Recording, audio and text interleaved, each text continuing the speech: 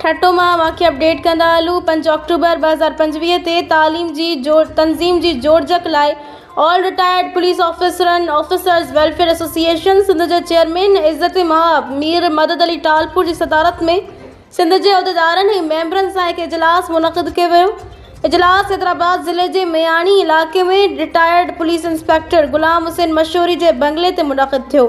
तंज़ीम जे chairman Izzat Mahab Mir मदद अली टालपुर ज़िले उहिदेदारनि खे हलफ़ खणायो, जिन में मोहम्मद इस्माइल शर बलोच सदर ज़िला ठट्टो, मोहम्मद हनीफ शोरो, मिर्ज़ा निसार बेग, मोहम्मद सिद्दीक मेमण, ख़ादिम हुसैन भट्टी, अब्दुल सत्तार पहियार, ग़ुलाम शबीर चांग सदर ज़िला नौशर फ़िरोज़, इज़्ज़त महाब अब्दुल जब्बार कुरैशी, रजब अली सोलंकी, अली नवाज़ सहतो, ग़ुलाम अब्बास रिंद सांगड़, अहमद अली चांडियो, अहमद अली सोलंकी हैदराबाद शामिल आहिनि। कानून के तहत तंज़ीम के अमली मदद ॾियण ऐं उनजे मुकम्मल सलाहियत सां मुकम्मल करण जो फ़ैसिलो कयो वियो आहे।